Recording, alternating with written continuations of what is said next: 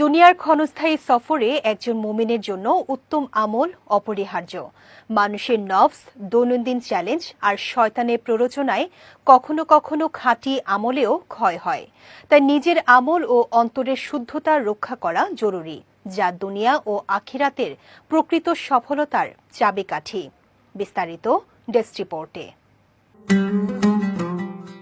দুনিয়ার ক্ষণস্থায়ী সফরে একজন মুমিনের জন্য উত্তম আমল করা একান্ত অপরিহার্য। তবে সবসময় তা সহজ হয়ে আসে না।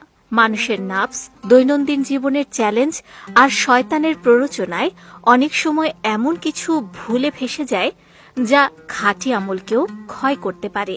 ইতিহাসে খুব কম বারই দেখা গেছে যখন মানুষ স্বচ্ছ অন্তর ও সঠিক পথের মিলনে এমন অবস্থায় পৌঁছায় যেখানে তার প্রতিটি কাজই বরকতপূর্ণ হয়। এই কারণে একজন মুমিনের জন্য অত্যন্ত গুরুত্বপূর্ণ হয়ে ওঠে নিজের আমল ও অন্তরের শুদ্ধতা রক্ষা করা, যা কেবল দুনিয়া নয়, আখিরাতের সফলতারও চাবিকাঠি।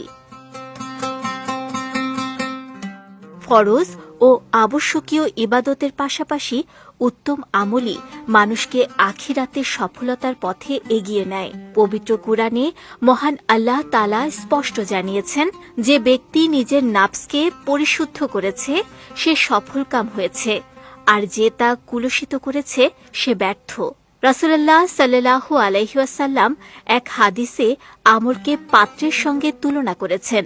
যদি পাত্রের তলা অক্ষত থাকে, তার উপরের অংশ অক্ষত থাকে। তলা নষ্ট হলে উপরের অংশ নষ্ট হয়।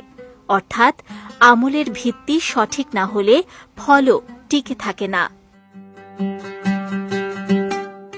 মহান আল্লাহর বরকত লাভের জন্য সর্বাপেক্ষা গুরুত্বপূর্ণ হল তার উপর পূর্ণ আস্থা ও তাওয়াক্কুল।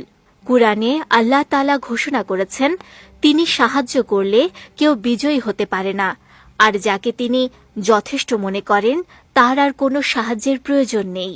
যে ব্যক্তি আল্লাহর উপর নির্ভর করে, আল্লাহ তার জন্য উত্তরণের পথ খুলে দেন এবং অচিন্তনীয় উৎস থেকে রিজিক দেন। হাদিসে এসেছে, মানুষ যদি প্রকৃতভাবে আল্লাহর উপর নির্ভর করত, তবে পাখিদের মতোই তাদের রিজিকের ব্যবস্থা হতো। বরকত লাভের আরেকটি গুরুত্বপূর্ণ উপায় হল বেশি বেশি শুকরিয়া আদায় করা। আল্লাহ বলেন, যারা শুকরিয়া আদায় করে তাদের নিয়ামত বাড়িয়ে দেন। সুখে শুকরিয়া ও দুঃখে ধৈর্য ধারণ করা মুমিনের জন্য কল্যাণময়। পাশাপাশি কুরআন তেলাওয়াতও বরকত অর্জন